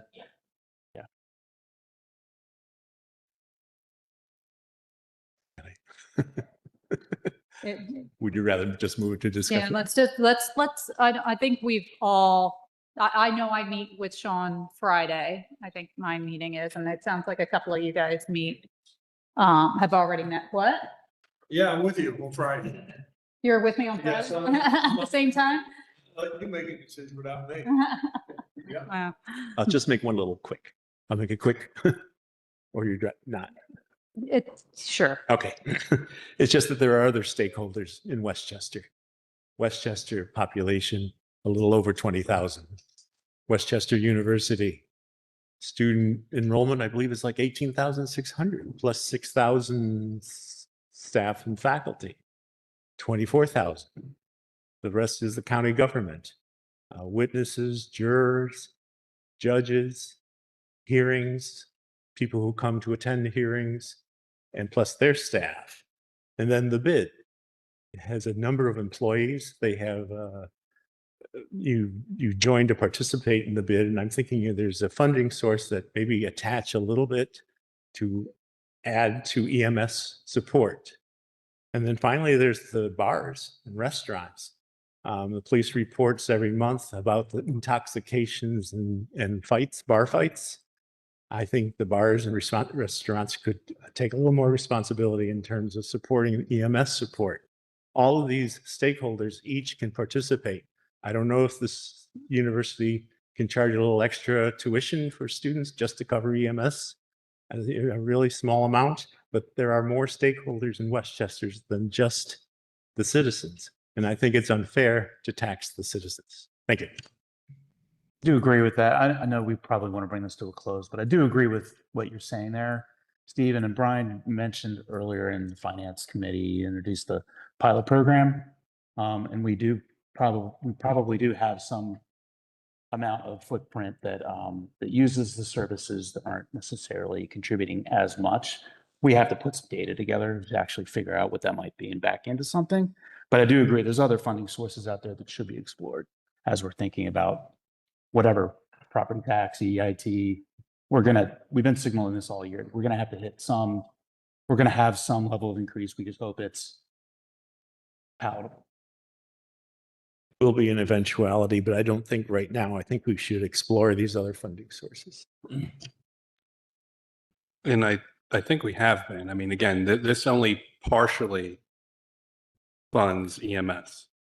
And I think the comments out there that people don't want to give money because there's some sort of tax set aside. I mean, you know, I think that there was a lot of misunderstanding, probably is a good word. I'm gonna be polite here. Or malarkey. We could throw that one out there too. Malarkey. There we go. There we go. You know, but I think the one issue is I believe in long-term investing. And what that means is we need to set up something for the long term to build this up to ensure that we don't have another catastrophe like we did during COVID and when Good Fellowship had to come back to us as well as other municipalities for additional funding. And then we're in that, oh, malarkey moment. Where does that money come from? So again, that's my whole intent. But we'll discuss that more. You raised a lot of good questions, and I think it is a good debate to have. And with that being said, let's move to item number 2. Motion to approve code elevator repair rates for the Westchester Library. Approve the rates for code elevator for repairs at the Westchester Public Library. We did update these rates. This was a 3-0 decision. Is there any comments? Public comments? All right, we can move that to consent. Motion to approve 5-year contract to provide licensing, enforcement, and permit information, management, and services. This was another 3-year, excuse me, this was another 3-0 decision. Mr. Fink gave his informed proposal here, and this is for again a 5-year proposal. And this 4% year-over-year increase into the contract. right, correct, and 3-0. Any questions? Public comment. Okay, consent. Consider approving the bid award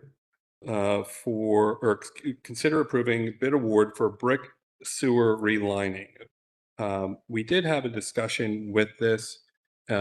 Will is here. We got a whole bunch of bids that were maybe not in line, but we'll see what we have for us today. Good evening. So we open this bid and you always go down the bottom line and see what it is. And things we like about this, it's under budget. We also have some grant support here. So we're happy with the numbers. The bids are also pretty close. So we like to see that. We always get nervous when the low bid is, really low. Get worried about the contractor being able to do the job. Where we got hung up here is the geography. Our low bidder is from Florida. Our second bid is from Pittsburgh area. Third bid is from Wisconsin.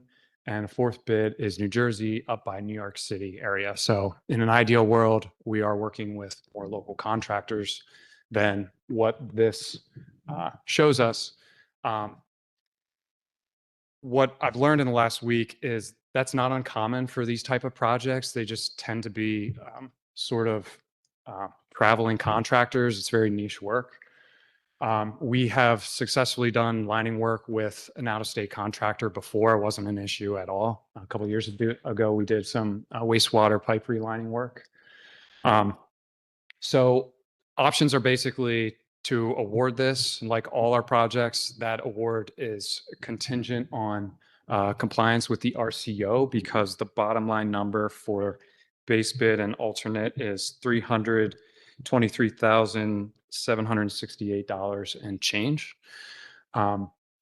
We can table it, try to do a little bit more fact finding. We did get some references. We talked to those references. Those references were closer than Florida, but not really Delaware Valley, which we would have loved to have seen. Or we can, if we're not comfortable in any circumstances working with any of these contractors based on geography, we can just reject the bid and rebid. One thing that we can feel good about is all these type of projects include a bid bond, and that's equal to 10% of the contract award.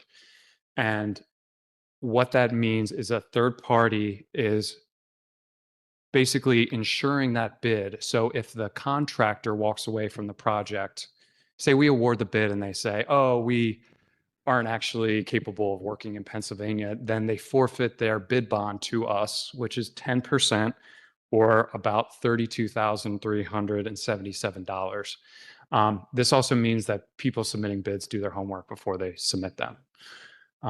So again, the options are table it, do some more fact finding, we can award it, or again, if it's just a geography and we can't get comfortable with that, even with the bid bond, then we reject and rebid.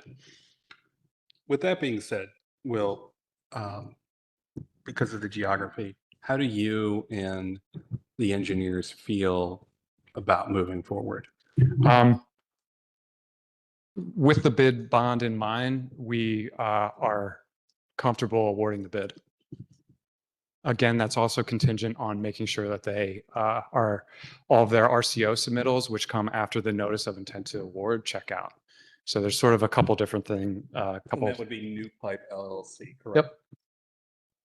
I mean, what would be the things that you'd be concerned about just because they're not in our state? I guess time frame, I think, would be the big one. It just, logistics of getting a bunch of people out here and a bunch of materials and executing a project in a quick manner. These projects tend to go very quickly, but I would have loved to see a Philadelphia area contractor win this.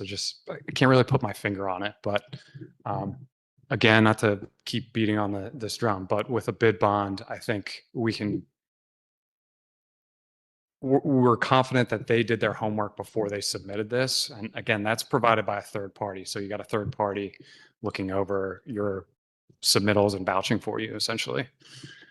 There's also a performance bond. If they walk away at any point during the project doesn't get it completed, then they forfeit a performance bond, which is equal to 100% of the total. So again, this is not the first time. We're not cutting fresh ground here. These things exist to help us out in these type of scenarios where, we're just don't have a track record and we don't have local references to make us feel really great about awarding it. And they still have to meet the requirements after. Mm-hmm. Okay. Yep. I mean, I'm comfortable with that. I think in these types of situations where we mentioned before, I believe the last firm was from Maryland.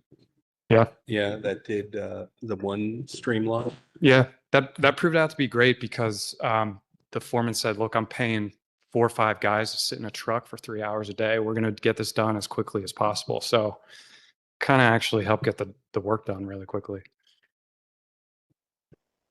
So all these guys routinely, I shouldn't say routinely, but fairly often do remote jobs like this. Mhm. So far from home. Yeah.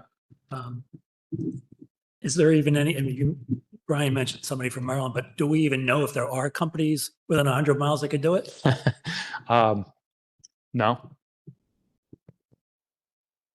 So we might not have a choice anyway. Yeah. I think I meant to mention, I'm sorry, we looked last week, we talked about co-stars and we did some homework on co-stars, and I think a co-star's price would not be below our low bid here. And then we'd also probably run into some RCO issues to navigate with a CoStar's contractor.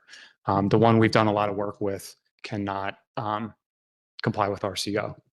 And again, if they don't meet RCO, the initial company that we award, Mhm. it'll go to the next Yep. lowest bidder, and they would still have to meet those requirements. Yeah, and we can award that in September. There's, at some point, there's an expiration date, but it's not within 30 days or however many days till the next work session. Yeah, I mean, I'm fine with awarding New Pipe LLC. Motion would be to award the bid award to New Pipe LLC for brick sewer relining for the base bid plus alternate one. And they have appropriate certification, the RCA. All right. So We can move this to consent then, is that correct? Can we do that if there's no motion? Okay. All right. Any further discussion about this? Okay. Item 5. Consider approving the bid for the paving project at Taylor Run wastewater treatment plant and the following parking lots, Greenfield and Market Street. So we didn't have this information previously, but now we do. Mr. Mitchell, take it away. Good evening, Sean Mitchell, wastewater director. We had 6 bids, the low bid being $231,374.50 to G&B Construction out of Feasterville, Trevose, PA. The tab Pannoni did recommend it. We had the letter and the stamp. It will be for the Greenfield parking lot, broke down to $65,976. Market Street parking lot at $9,273.50. And the Taylor Run wastewater treatment plant at $156,125, all which will be covered by the capital projects, the capital account. Thank you. Any questions up here? Public comment? We can move that to consent.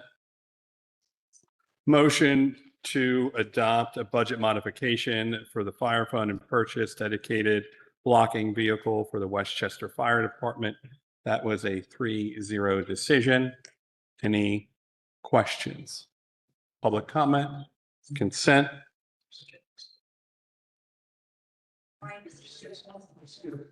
Oh, I apologize. I didn't see that. Motion to approve extension of Brendan Stanton Inc. electrical substation upgrade contract for 60 days to complete change order work and punch list items for Yale Electric. This was a 3-0 decision. Any comments?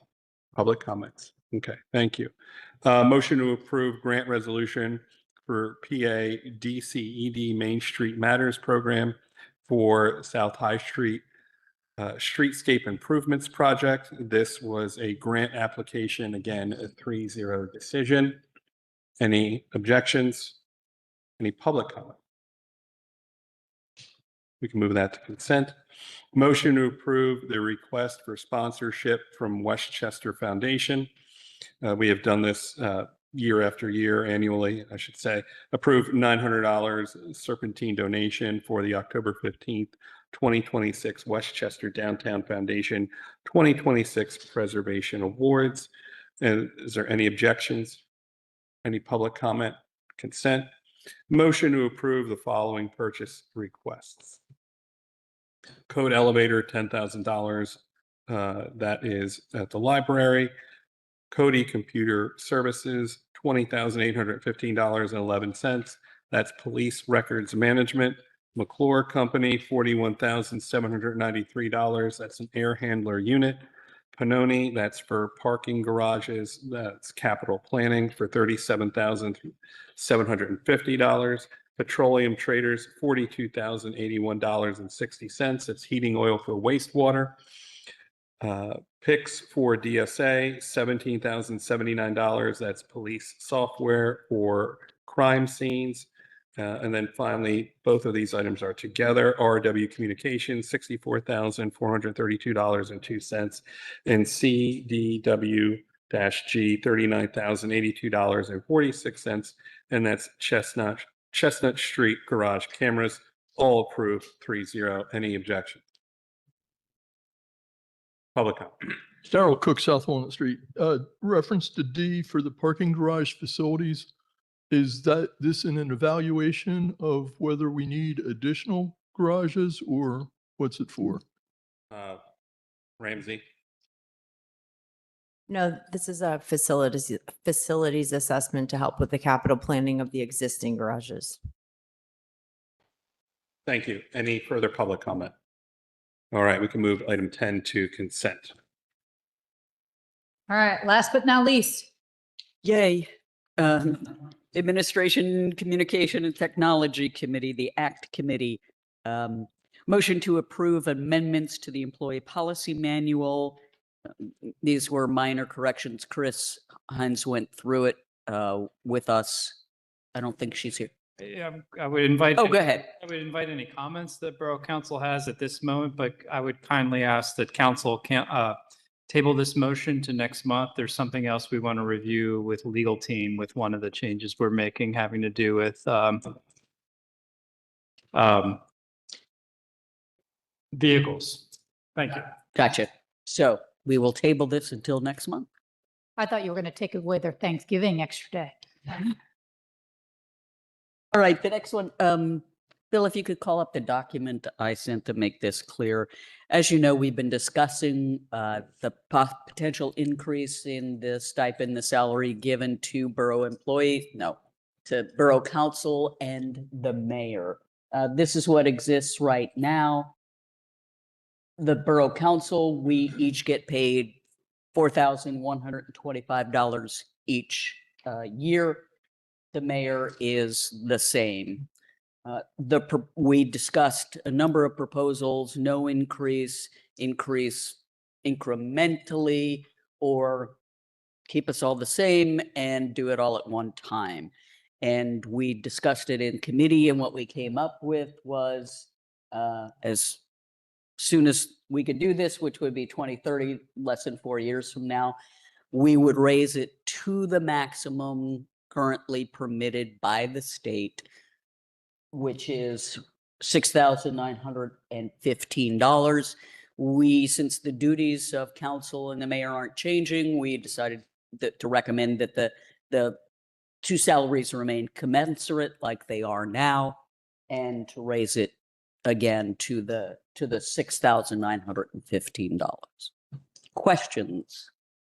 I applaud that you all came together with what I think is a fair recommendation. Because based Jerry on- and I didn't want it at all. More fair than you think, because you didn't want to do anything at all. But I think it's a solid recommendation, and I like it. I like it. I agree. I applaud it. And, it came around last time it was 20 years ago? It was a long time ago. So, it'll probably be another 20 years. If you think about it that way. Yeah. So good decision, I think. We may assume the amount might be raised by the Commonwealth, but within those 4 years. Yeah, it became very complicated to try to to word it that way, so we just went with the amount. Public comment. All right, put it on consent. And that's it for the ACT Committee.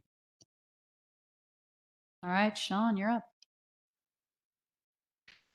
To be clear, the motion to improve increasing borough council and mayor salaries, it will involve an ordinance and a hearing. Correct. So we'll word it that way tomorrow night. So you will draft the ordinance and. Yeah, we'll word it that way and propose a date.